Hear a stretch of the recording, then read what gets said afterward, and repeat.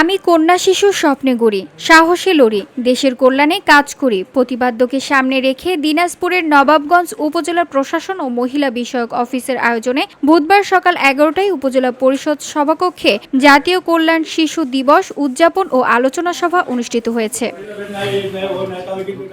উপজেলা মহিলা বিষয়ক কর্মকর্তা মোশাররত জাহান এর সভাপতিত্বে প্রধান অতিথি হিসেবে উপস্থিত ছিলেন উপজেলা নির্বাহী কর্মকর্তা মোহাম্মদ জিল্লুর রহমান। তিনি বলেন, শিশুদের প্রয়োজনীয় স্বাস্থ্যসেবা, পুষ্টি, চিকিৎসা, শিক্ষা, নিরাপত্তা ও সামাজিক সুরক্ষা নিশ্চিতের মাধ্যমে বর্তমান ও ভবিষ্যৎ প্রজন্মকে যোগ্য নাগরিক হিসেবে গড়ে তুলতে হবে। জাতীয় কন্যা শিশু দিবস উদযাপন ও আলোচনা সভায় প্রধান অতিথির বক্তব্যে তিনি এসব কথা বলেন।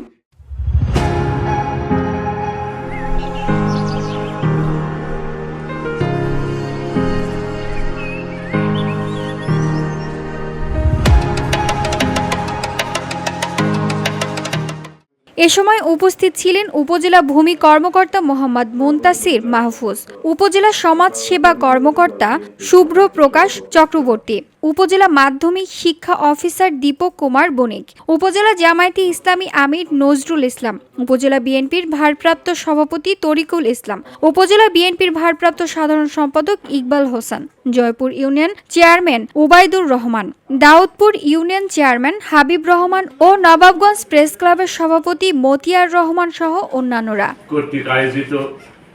VOD Bangla news desk.